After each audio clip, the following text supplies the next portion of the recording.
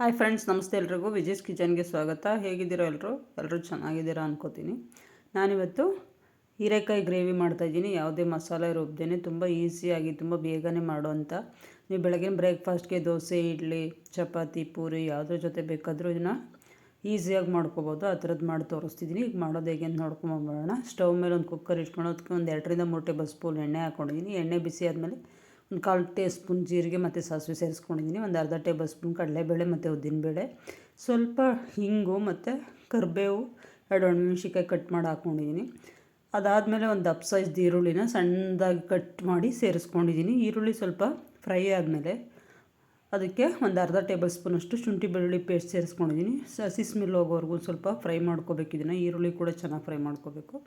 ಇದು ಚೆನ್ನಾಗಿ ಫ್ರೈ ಆದಮೇಲೆ ನಾನು ಒಂದು ಅರ್ಧ ಕೆಜಿಯಷ್ಟು ಹೀರೆಕಾಯಿ ತೊಗೊಂಡಿದ್ದೀನಿ. ನೀಟಾಗಿ ತೊಳ್ಕೊಂಡು ಮೇಲ್ಗಡೆ ಸಿಪ್ಪೆ ತೆಗೆದು ಒಳಗಡೆ ತಿರುಳು ಬಲ್ತಿದ್ರೆ ಬೀಜ ತೆಗೆದಬೇಕು, ಇಲ್ಲ ಎಳೆದಾಗಿದ್ದರೆ ಹಾಗೆ ಹಾಕ್ಕೋಬೋದು.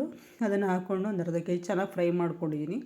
ಈಗ ಇದಕ್ಕೆ ಒಂದು ಟೊಮೊಟೊ ಸೇರಿಸ್ಕೊತಿದ್ದೀನಿ. ಟೊಮೊಟೊ ರೇಟ್ ಜಾಸ್ತಿ ಆಗಿರೋದ್ರಿಂದ ಒಂದೇ ಟೊಮೊಟೊ ಸೇರಿಸ್ಕೊತಿದ್ದೀನಿ. ಒಂದು ಟೊಮೊಟೊ ಹಾಕ್ಕೊಂಡ್ರು ಚೆನ್ನಾಗಿರುತ್ತೆ. ಈಗ ಇದಕ್ಕೆ ಸ್ವಲ್ಪ ಉಪ್ಪು, ಹೀರೆಕಾಯಿ ಸ್ವಲ್ಪ ಫ್ರೈ ಆಗೋಗೆ ಸ್ವಲ್ಪ ಉಪ್ಪು ಸೇರಿಸ್ಕೊಂಡಿದ್ದೀನಿ. ಉಪ್ಪು ಸೇರಿಸ್ಕೊಂಡು ಮೀಡಿಯಮ್ ಫ್ಲೇಮಲ್ಲೇ ಇಟ್ಕೊಂಡಿದ್ದನ್ನ ಚೆನ್ನಾಗಿ ಫ್ರೈ ಮಾಡ್ಕೊತೀನಿ ಒಂದು 5ರಿಂದ 10 ನಿಮಿಷ.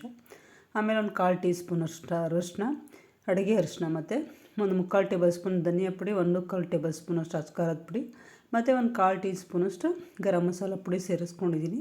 ನೀವು ಖಾರಕ್ಕೆ ನೋಡಿ ನಿಮಗೆ ಖಾರ ಎಷ್ಟು ಬೇಕೋ ಅಷ್ಟು ಹಾಕ್ಕೊಳ್ಳಿ.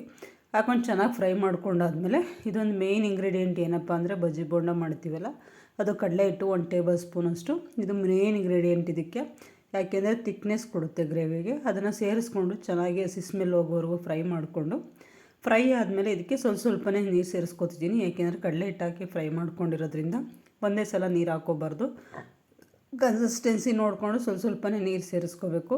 ತುಂಬ ಅಂದರೆ ತುಂಬಾ ಚೆನ್ನಾಗಿರುತ್ತೆ ಈ ಗ್ರೇವಿ. ಲಾಸ್ಟಿಗೆ ಸ್ವಲ್ಪ ಉಪ್ಪು ಸೇರಿಸ್ಕೊಂಡು ಚೆನ್ನಾಗಿ ಮಿಕ್ಸ್ ಮಾಡಿ ಕುಕ್ಕರ್ ಲಿಡ್ ಕ್ಲೋಸ್ ಮಾಡಿ 2 ವಿಷಲ್ ಕೂಗಿಸ್ಕೊತೀನಿ. ಅನ್ನದ ಜೊತೆ ಅಂತೂ ಬಿಸಿ ಅನ್ನದ ಜೊತೆ ಹಾಕೊಂಡು ಕಲ್ಸ್ಕೊಂಡು ತಿಂತಿದ್ರಂತೂ ಇನ್ನೂ ಸೂಪರಾಗಿರುತ್ತೆ. ನೀವು ಇನ್ನೂ ಯಾರೆಲ್ಲ ನನ್ನ ಚಾನಲ್ ಸಬ್ಸ್ಕ್ರೈಬ್ ಮಾಡ್ಕೊಂಡಿಲ್ಲ, ದಯವಿಟ್ಟು ಸಬ್ಸ್ಕ್ರೈಬ್ ಮಾಡ್ಕೊಂಡು ನೋಡಿ. ಈ ವಿಡಿಯೋಗೊಂದು ಲೈಕ್ ಕೊಡಿ, ನಿಮ್ಮ ಫ್ರೆಂಡ್ಸ್ಗೆಲ್ಲ ಶೇರ್ ಮಾಡಿ. ಹೊಸ ಈಸಿ ರೆಸಿಪೀಸ್ಗಾಗಿ ವಿಜಿಸ್ ಕಿಚನ್ನ ಸಬ್ಸ್ಕ್ರೈಬ್ ಮಾಡ್ಕೊಂಡು ಫಾಲೋ ಮಾಡೋದನ್ನು ಮರಿಬೇಡಿ. ನಿಮ್ಮ ಅನಿಸಿಕೆ, ಅಭಿಪ್ರಾಯಗಳು, ಸಲಹೆ ಸೂಚನೆಗಳು ಏನೇ ಇದ್ದರೂ ಕಮೆಂಟ್ ಬಾಕ್ಸಲ್ಲಿ ಹಾಕಿ. 2 ವಿಷಲ್ ಹೋಗಿ ಫುಲ್ಲು ಗ್ಯಾಸ್ ಎಲ್ಲ ರಿಲೀಸ್ ಆದಮೇಲೆ ಓಪನ್ ಮಾಡಿ ತೋರಿಸ್ತಾ ಇದ್ದೀನಿ. ನೋಡಿ ಎಷ್ಟು ಚೆನ್ನಾಗಾಗಿದೆ.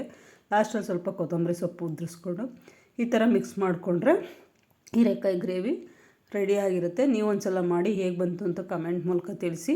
ಕಮೆಂಟ್ ಮಾಡೋದನ್ನು ಮರಿಬೇಡಿ. ಇದನ್ನು ದೋಸೆ, ಪೂರಿ, ಚಪಾತಿ, ಇಡ್ಲಿ ಮತ್ತು ಬಿಸಿ ಅನ್ನದ ಜೊತೆ ಕೂಡ ತಿನ್ಬೋದು. ತುಂಬ ಅಂದರೆ ತುಂಬಾ ಟೇಸ್ಟಿಯಾಗಿ ಬಂದಿತ್ತು. ನೀವು ಒಂದು ಸಲ ಮಾಡಿ ಹೇಗೆ ಬಂತು ಅಂತ ಕಮೆಂಟ್ ಮೂಲಕ ಹೇಳೋದನ್ನಂತೂ ಮರಿಬೇಡಿ. ತುಂಬ ಮಸಾಲೆ ರುಬ್ಬಿ ಮಾಡೋದಕ್ಕಿಂತ ಈ ಥರ ಸಿಂಪಲ್ಲಾಗಿ ಮಾಡ್ಕೊಳ್ಳೋದ್ರಿಂದ ಬೇಗನೆ ಆಗುತ್ತೆ, ತುಂಬ ರುಚಿಯಾಗಿ ಕೂಡ ಇರುತ್ತೆ. ತುಂಬ ಅಂದರೆ ತುಂಬಾ ಟೇಸ್ಟಿಯಾಗಿತ್ತು. ನನಗಂತೂ ತುಂಬ ಇಷ್ಟ ಆಯಿತು. ನೀವು ಒಂದು ಸಲ ಮಾಡಿ ನೋಡಿ. ಈ ವಿಡಿಯೋ ನೋಡಿದ್ದಕ್ಕಾಗಿ ನಿಮ್ಮೆಲ್ಲರಿಗೂ ಧನ್ಯವಾದಗಳು ಫ್ರೆಂಡ್ಸ್.